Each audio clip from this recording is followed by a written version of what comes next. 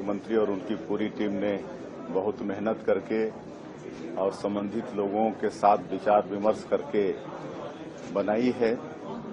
और इस उद्योग नीति में निवेशकों को आकर्षित करने के लिए कई बातें हैं,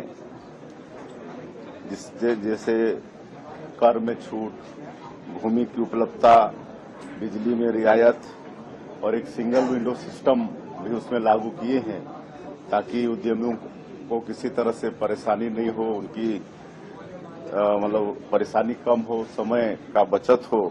एक जगह आवेदन लगा दें तो सारी उनको दस्तावेज मिल जाएं। इस तरह का उद्योग नीति में प्रावधान किया गया है।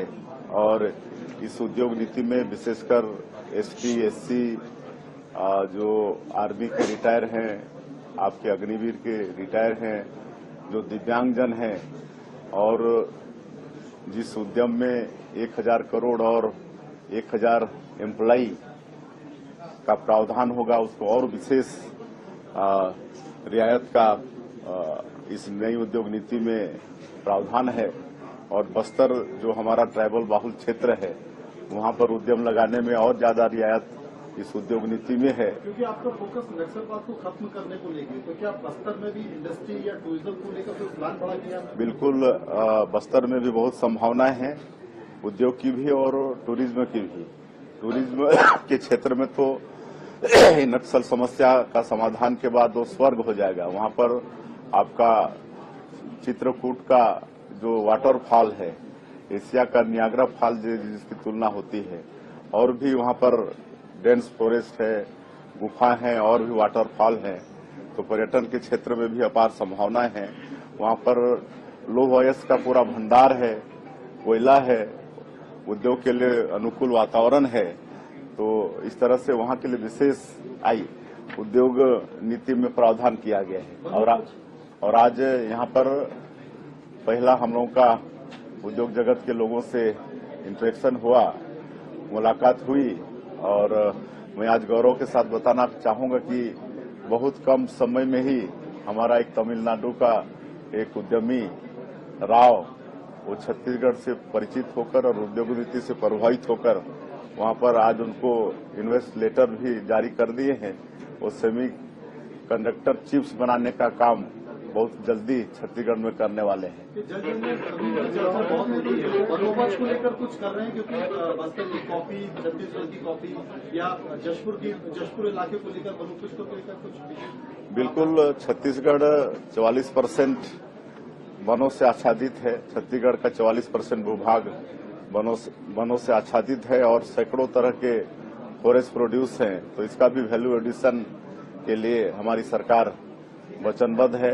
मैं जहां से आता हूं, जशपुर क्षेत्र से, वहां पर एक फॉरेस्ट प्रोड्यूस है महुआ, जिससे वहां के लोकल लोग लीकर बनाते हैं। लेकिन आज उसको प्रमोट करके जस्ट प्योर एक ब्रांड, उसके माध्यम से हम लोग महुआ से लड्डू, अचार, कैंडी बना रहे हैं, जिसका एक्सपोर्ट भी हो रहा है। तो इस तरह से और भी हमारे बस्तर के क्षेत्र में इमली है, साल सीड है, कई तरह के वनोपज हैं, उनका भी वैल्यू एडिशन के लिए हमारी सरकार वचनबद्ध है। लेकिन बस्तर में उस तरह की आने जाने की सुविधा अभी तक नहीं है, तो क्या रेल नेटवर्क को लेकर या हवाई नेटवर्क को लेकर कुछ प्रयास?